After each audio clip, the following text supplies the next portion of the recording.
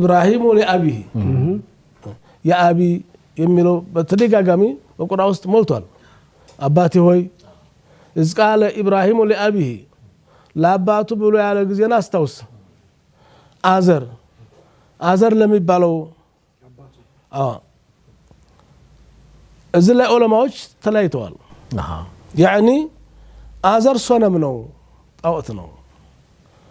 وأبو إبراهيم اسمه تاريخنا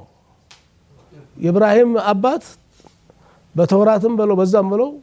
يالو تاريخنا تاريخ إبراهيم إنه تاريخ إنجي آزر عدلهم تاريخنا يملو علماء وشالو آزر يتعود سمنو آزر يملك نبرة أن أباتهم ماريلهم أقوتنا ميلم مالا عبد آزر كان يعبد آزرن የሚያመልክ አብጎት ነበረው አባቱ በልጅነቱ ሞቷል